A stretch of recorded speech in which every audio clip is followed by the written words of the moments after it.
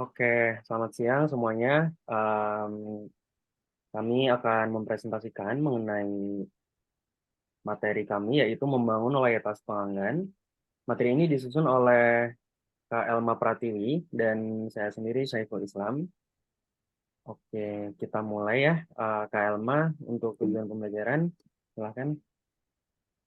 Ya, saya akan menjelaskan tujuan pembelajaran dari bab membangun loyalitas pelanggan.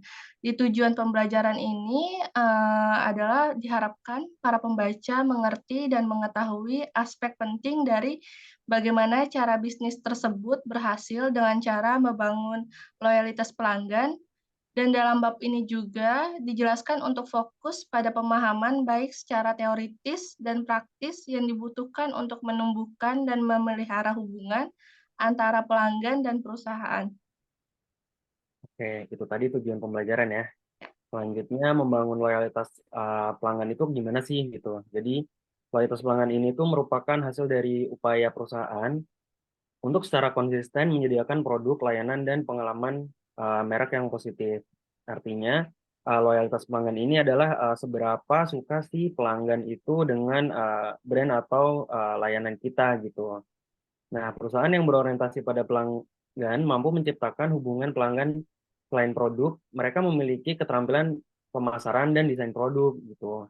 Nah, membangun komunitas pengguna merupakan peran yang penting juga bagi perusahaan dan industri yang mencari tahu untuk memenuhi kebutuhan pelanggan dan meningkatkan loyalitas. Ya, selanjutnya saya akan menjelaskan tentang mengelola akuisisi dan retensi pelanggan. Kemampuan ini adalah kemampuan yang untuk memperoleh dan mempertahankan pelanggan secara langsung untuk mempengaruhi keuntungan dalam perusahaan. Agar berhasil dalam akuisisi dan retensi pelanggan, perusahaan harus memiliki pemahaman yang sangat jelas tentang saluran eee, akuisisi pelanggan dan keseimbangan efektif antara akuisisi dan retensi pelanggan. Pada fase ini, ada 5 fase, yaitu ada awareness, appeal, ask, edge, sama advocate.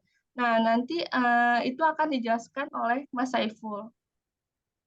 Oke, ya betul. Jadi ada 5 tahapan.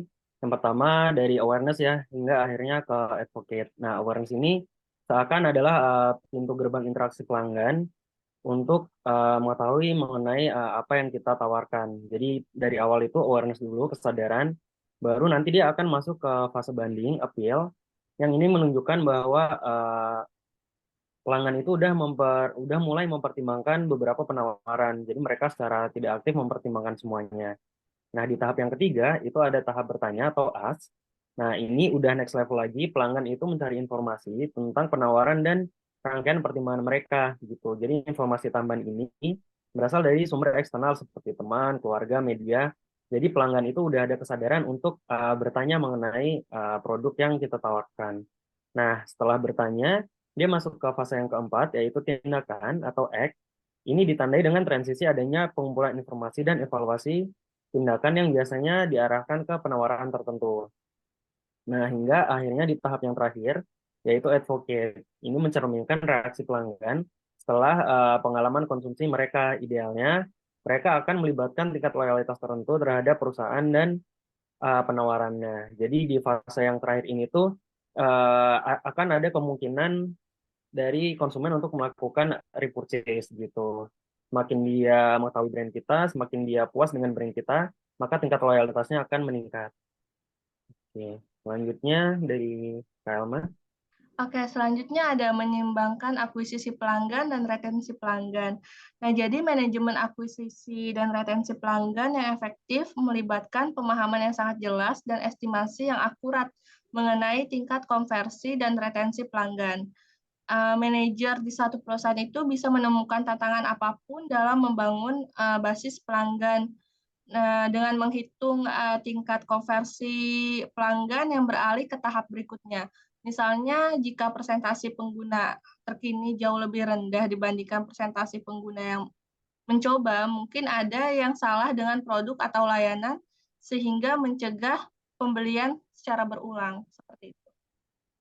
Oke, setuju banget dengan Kak Elma. Nah, terus gimana sih kita mengelola kepuasan pelanggan dan loyalitas?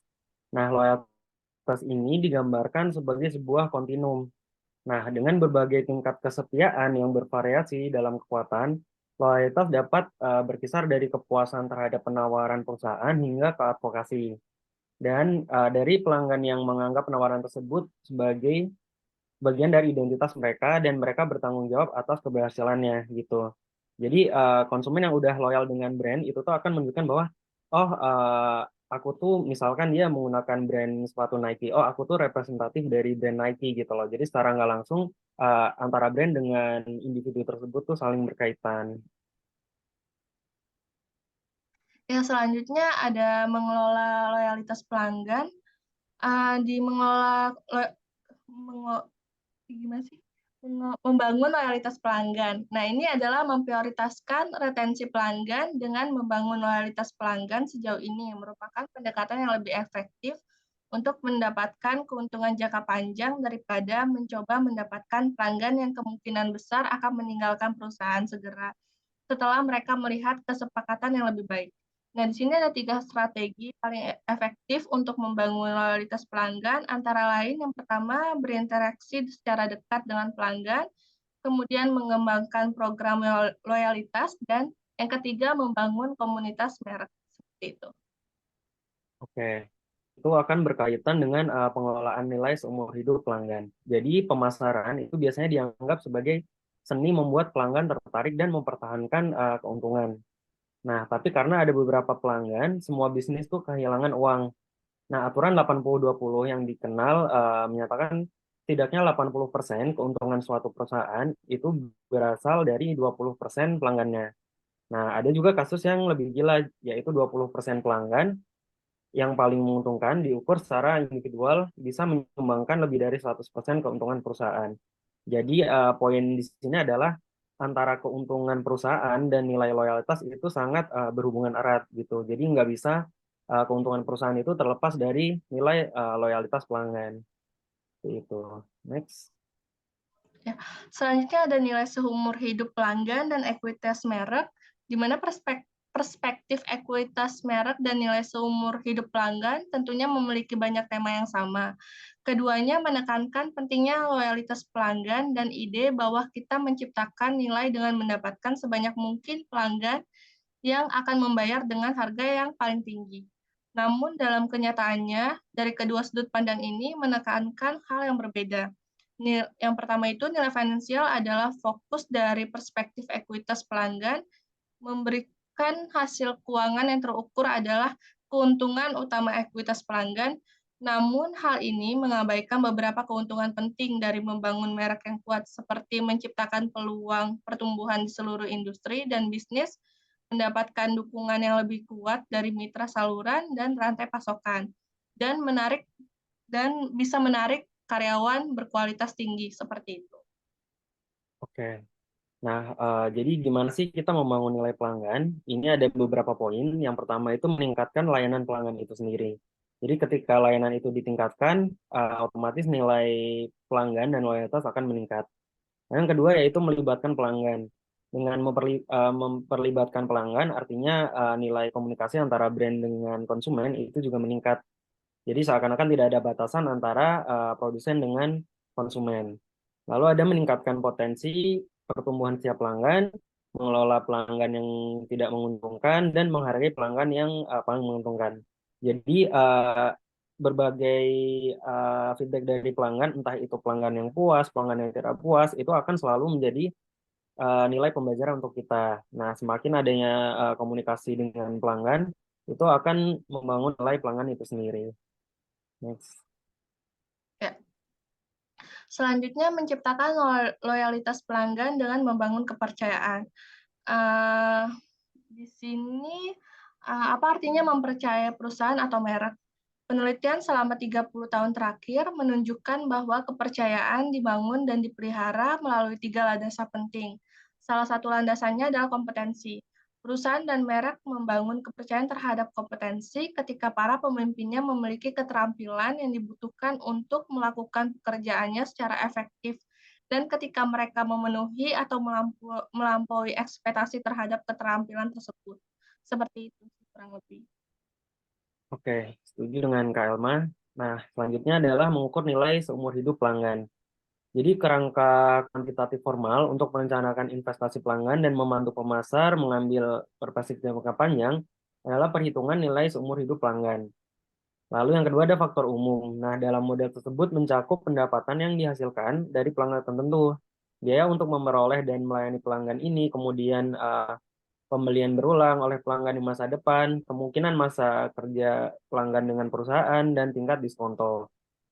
Pemasar yang menggunakan konsep nilai seumur hidup, pelanggan juga harus mempertimbangkan aktivitas pemasaran, pembangunan merek jangka pendek yang membantu meningkatkan loyalitas pelanggan. Jadi itu adalah beberapa poin yang harus diperhatikan untuk membangun nilai seumur hidup pelanggan.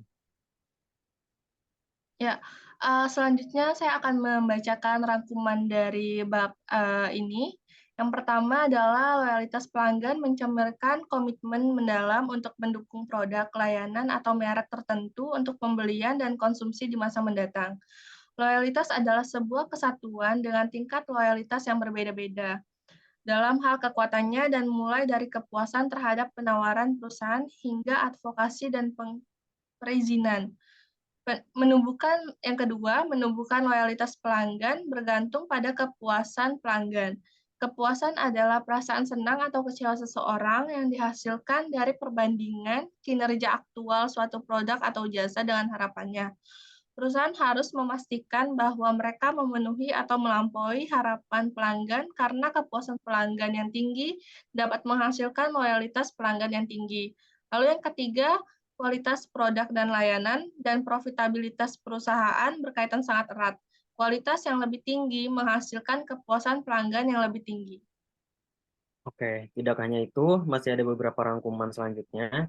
Nah, untuk memastikan pertumbuhan yang berkelanjutan, perusahaan itu tidak hanya harus menarik pelanggan baru, mereka juga harus mempertahankan dan meningkatkan bisnisnya. Jadi nggak cuma kita akuisisi pelanggan baru, tapi pelanggan yang sudah ada juga kita harus pertahankan.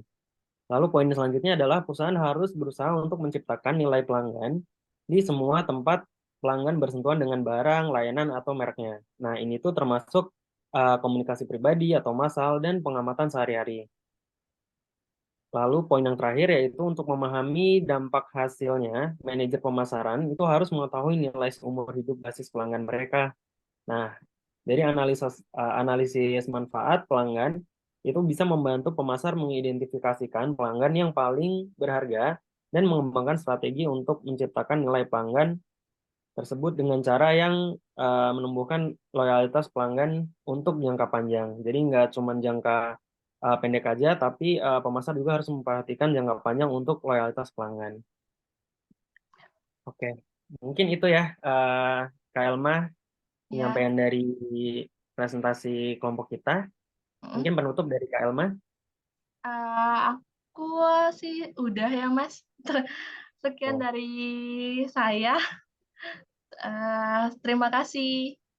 terima kasih. Wassalamualaikum warahmatullahi Assalamualaikum wabarakatuh. warahmatullahi wabarakatuh.